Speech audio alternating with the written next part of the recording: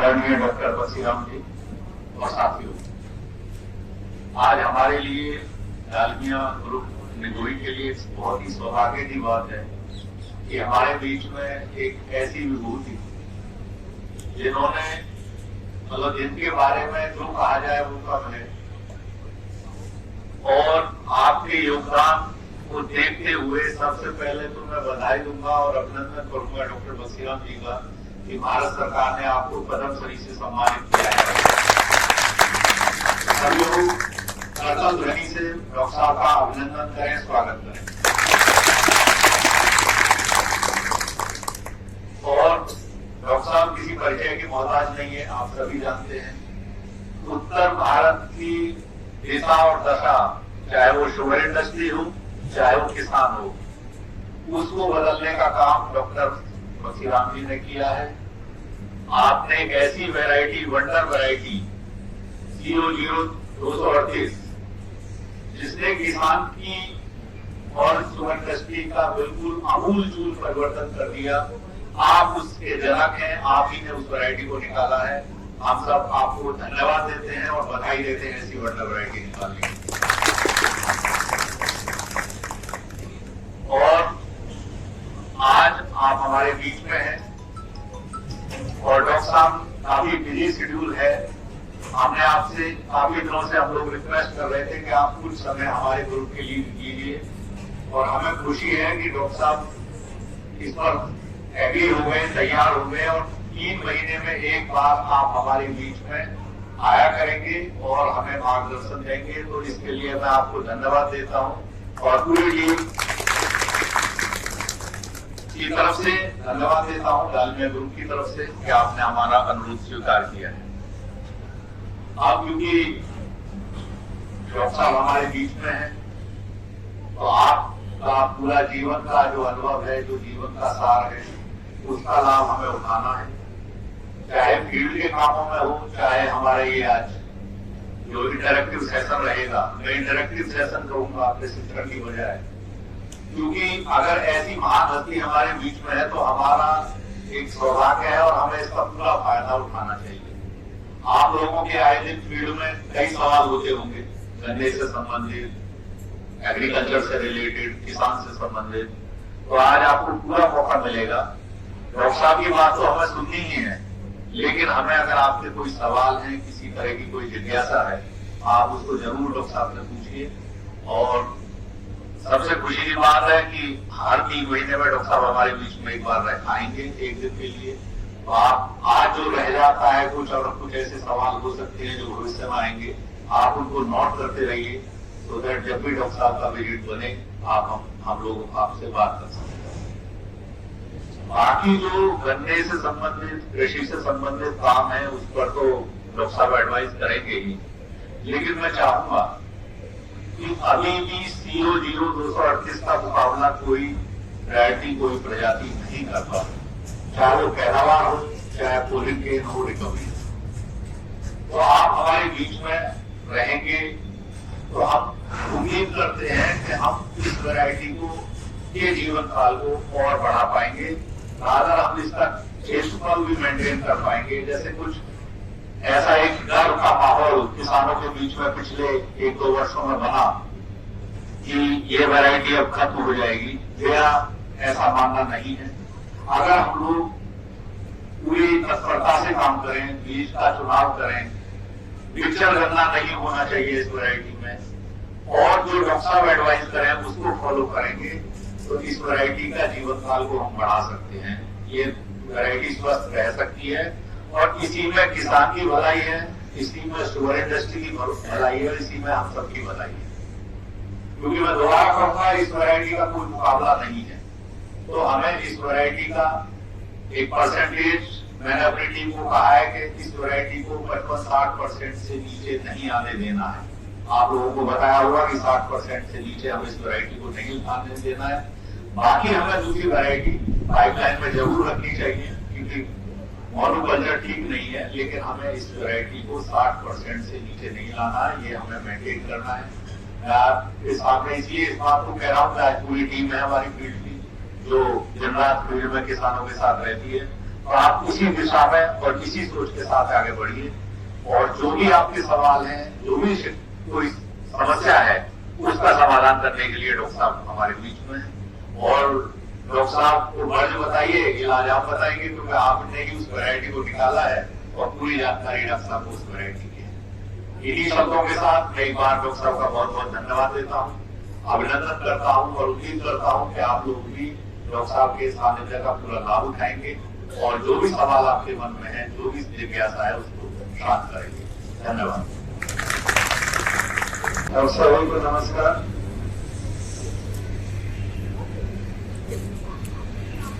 मैं डालमिया ग्रुप का धन्यवाद करता हूँ कि आप लोगों के साथ काम करने का मेरे को मौका मिला है। और मेरी कोशिश रहती है कि प्रैक्टिकल जो हो रहा है, खेतों के अंदर काम हो रहा है, उसमें कैसे थोड़ा बहुत जहाँ कमी रह जाती है, उस कमियों को कैसे दूर करके आगे बढ़ा जाए। तो मैं हर एक जगह नहीं जा सकता। हर एक यदि मान लीजिए एक दिन के लिए आता हूँ तो कितना विजिट कर सकता, परंतु आप लोग हमेशा दिल में रहते हैं, तो बगैर किसी विजिट के आप उपलब्ध करिए। कोई समस्या है तो उसको बताइए, तभी मेरे आने का भरपूर फायदा मिल पाएगा। यदि नहीं देख के नहीं बताता रहा तो थोड़े दिन में सब कुछ एक जैसा लगने लगे। परंतु आप लोग की जो समस्याएं हैं, वो ये जरूरी नहीं है कि मैं आऊँ जब भी पूछा जाए। यदि कोई इमीडिएट अटेंशन का कोई समस्या है तो उस पर फोन पे डिस्कस किया जा सकता है। साथ मिलके काम करने की जरूरत है।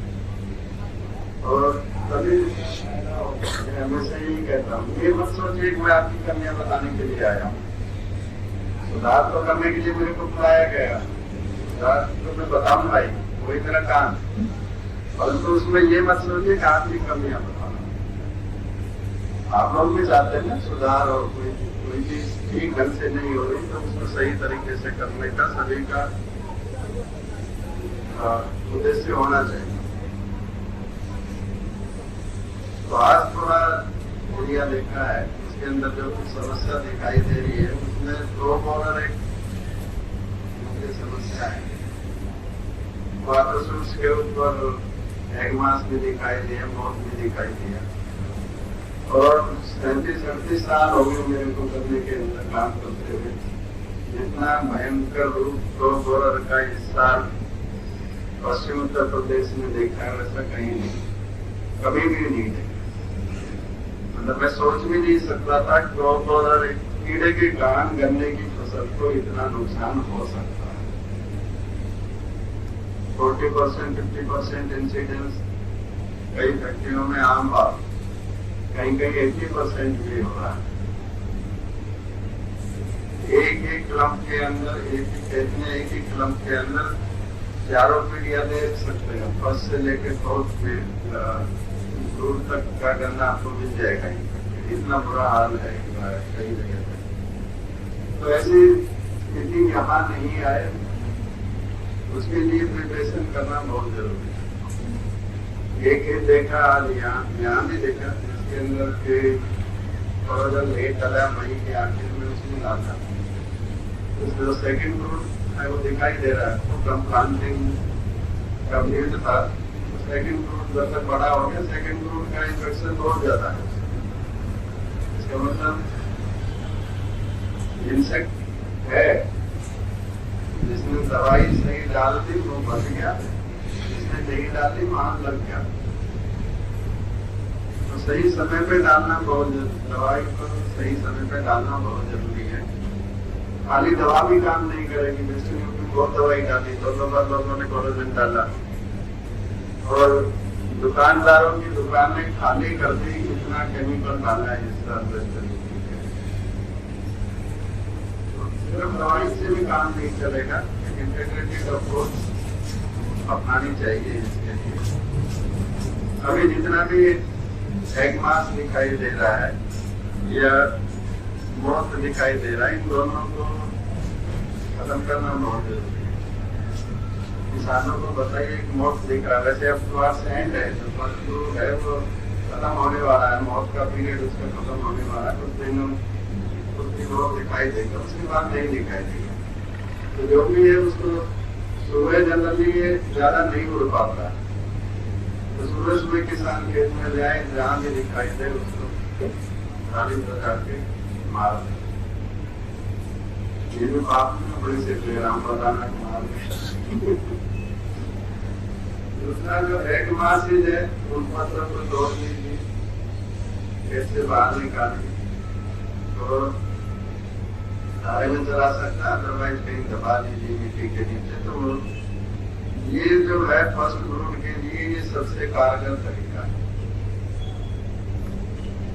कोई भी इंसेक्टिसाइड डालेंगे तो हो सकता है कि डोगोर का लार्वे का कुछ भी एक मास है उसका कुछ नहीं बिगड़े, परंतु आप खेतों के अंदर देखेंगे तो जो लेडी बर्ड बीटल होता है, जो दाल, जो चने की दाल साइज का कीड़ा होता है, उसके ऊपर धब्बे से रहते हैं, डोर से रहते हैं, वो लेडी बर्ड बीटल आपको गन्ने के खेतों में मिलेगा और वो वही है जहाँ एग मासिस बड़ी तत्पर सारे खाने लग रहा है एग मासिस तो उसके साथ एक वीविल भी है थोड़ा सा लंबा, कुछ एक एंट की स्पीसीज भी है जो कि नेचुरली उसको कंट्रोल कर रहा है।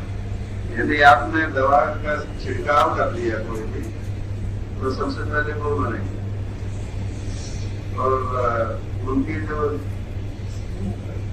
सर्च पावर है वो ज्यादा अच्छी है। आदमी की आंखों से दिखाई दे जो डोगोर के अंडे, परंतु वो कीड़ा उसको ढूंढ के खाने लग रहा है।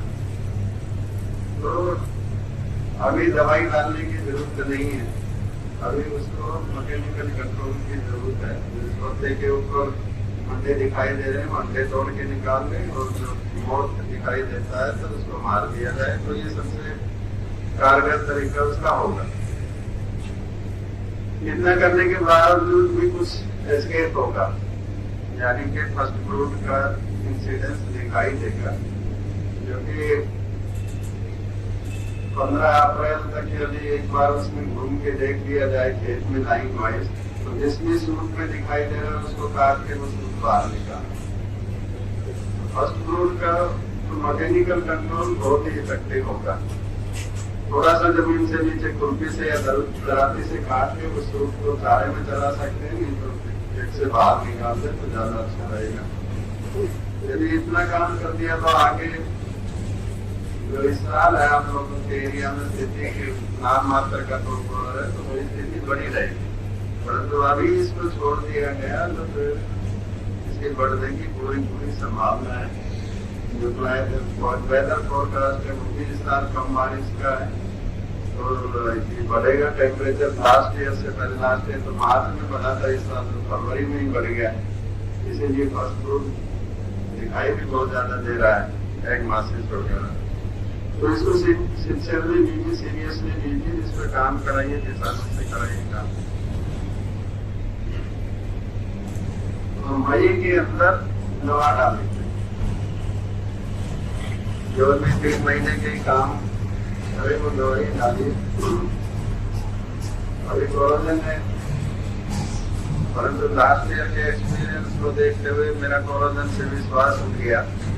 मैं अपनी बात बता रहा हूँ, क्योंकि इतना नुकसान दिखाई दिया 2 बार डालने के बाद भी एक भी फ्रूट कंट्रोल नहीं किया।